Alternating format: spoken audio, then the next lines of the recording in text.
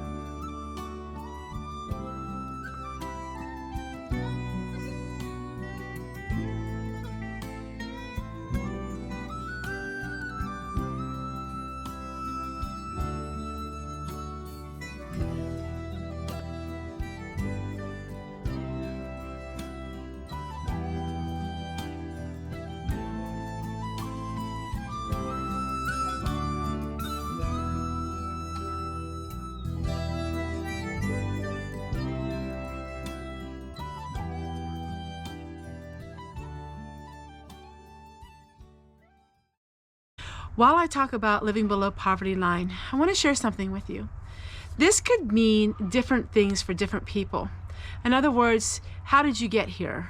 How did you get to the point where you're not spending any money and you're living below the poverty line? Whether you have the money or you don't. There are a lot of things that happened to me over the years, and I have made some videos on that. But there are decisions of other people, and my channel is about me and the reflections that I have and lessons that I have learned. Things happen to us, and I know a lot of women that watch my videos live below the poverty line because their husbands passed away. A lot of them live below the poverty line because of medical things that happened to them as they aged. There are many reasons why people live, or they choose to live, or they have to live below the poverty line. With that being said, my channel is all about happy reflections. It's all about positivity. And while many things happened to me that were very hurtful, detrimental, and were, let's just say, hard to get over in my life, I have learned to let it go. And when it comes to other people and other decisions they have made in their life, if it affects me, it's going to affect me in a positive way. I've always been that way. I will not allow anything to happen to me that would turn me into a negative person. But when I started doing this whole living below poverty level, it got a lot of responses and people really resonated with me. I don't think it's that important how you got there or why you're there. The importance is you're there now. So what are we going to do? How can we live every single day with the mindset of living positive? I've had many people say to me, well, you don't look like you live below poverty line, or you have this and you have that. While I explained in all of my videos when we were doing all the upgrades, and I explained how I received those things and why I have those things, people seem to be very, I don't know what word to use. I don't need to explain that again. Go back and watch my videos if you really want to know how I have this or why I have that. I explain my finances with a fine-tooth comb. And I don't need to go back to that anymore. You have the videos for everything that happened to me financially, everything that we have overcome. And so I am taking on a whole new thinking of living below poverty line. Are you embarrassed? If you said, yes, Tessie, I'm embarrassed, then we need to change that thought. Are you depressed? If you said, yes, Tessie, I'm depressed, then we got to change that thought.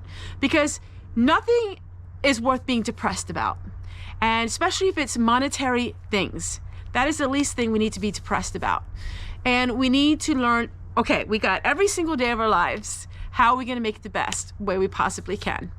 And so that's what I'm on. That's what I'm doing. How did the below poverty level woman in the 1940s, how did she plant things for free?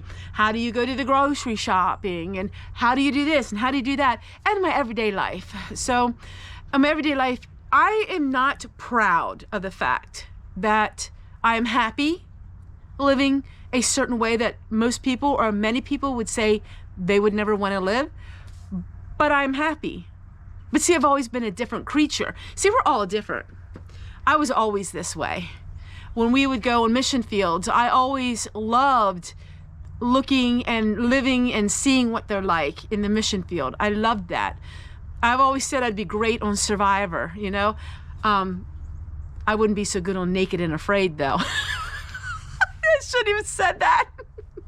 Naked and Afraid was, I guess, a TV series where I guess they dropped them naked or something and they had to survive. That would be against my modest rules and regulations, but I know, I put you in a whole new context, right? But I would love to, you know, I love doing that kind of thing. And, you know, I'm not going to allow somebody to dictate how I dictate my life. And, you know, if people don't like me saying I live below the poverty line, well, so be it. Goodbye. Because this is how I live. This is my life.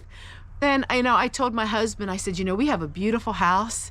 We have beautiful things. And I said, you know, somebody said they can't see how we're frugal. And he's like, Tessie, that was a troll. He's like, come on. We live in a 1963 mobile home. And we do everything by scratch, just about. He said, if somebody says you're not frugal, Tessie, just say goodbye to them. He tells me to block and delete. I just, you know, kind of let it go now. But he's like, Tessie, do you not realize these people are harassing you because they don't want you sharing about this? And I get into my head because I'm still people pleaser.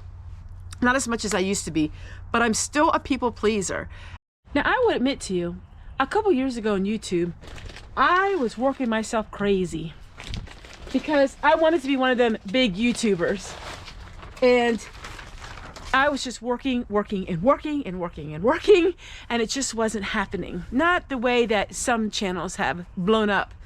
And I come to the conclusion that it's not meant for me. Somebody will say, well, you're on YouTube. Well, you obviously don't make below poverty income. Well, here's the thing. YouTube is not based on your subscribers. And it's not always based on your views. A lot of these large channels, they're sponsored. They get e-bikes and all of these things, and I'm not sponsored. Let's face it, I'm a low-income channel.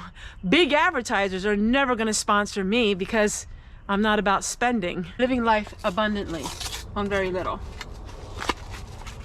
I think we can all use a little positivity in that.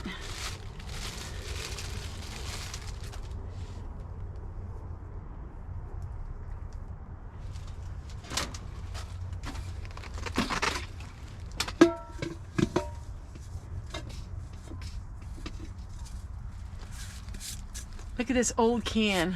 Isn't that neat?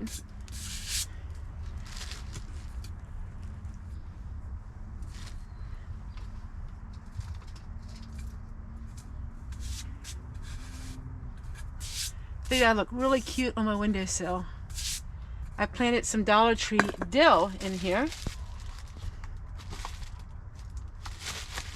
I'm just gonna go ahead and clean off in here. Get my rain barrel set up.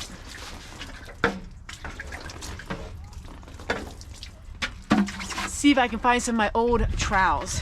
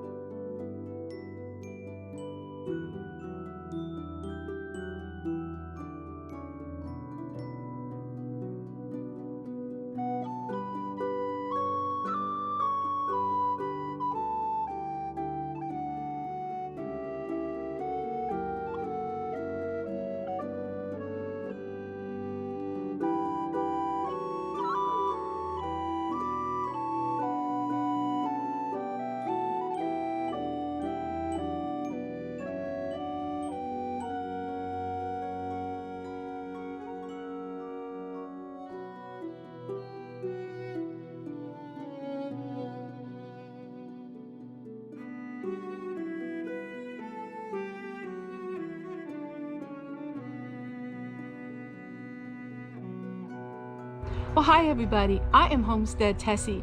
Today I want to share with you one of my top picks for the year 2026, and this is a book review. This book is all about off-grid living for normal, everyday people. People like me. We took a 1963 double wide on 1 acre lot, we turned it into an off-grid living. We have the off-grid heating system, which is a wood-burning stove. We also have off-grid with solar panels, off-grid power units, and that helps us generate the energy that we need. Off-grid laundry, off-grid cooking using propane. This book is going to explain to you how you can eliminate some of those high electric bills by going off-grid. Now, you don't have to go totally off-grid. You can do it one step at a time. This book is written by Elliot Wheeler. Absolutely love it. It's easy to read, and it gives you all kinds of instructions, easy to do things that it can start you from step one to you can become a full off-grid person if that's what you choose to do. It's really interesting, all of the different chapters. So let's go ahead and let me share with you a few of the chapters. The middle ground no one talks about. The illusion of convenience. Dependence is the real anxiety. Chapter 4, what do normal people actually need? Winding the path, living without single point of failure. The economics of dependence. Absolutely amazing book, and I recommend it as my top books for the year 2026.